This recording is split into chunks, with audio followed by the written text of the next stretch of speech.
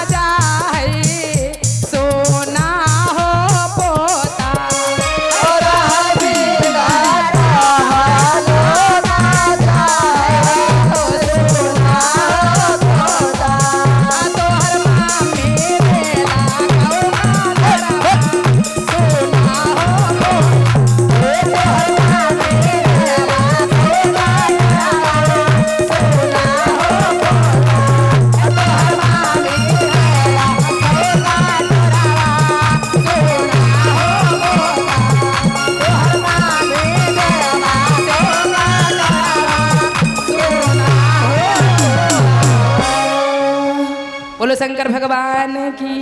संभर जाइए।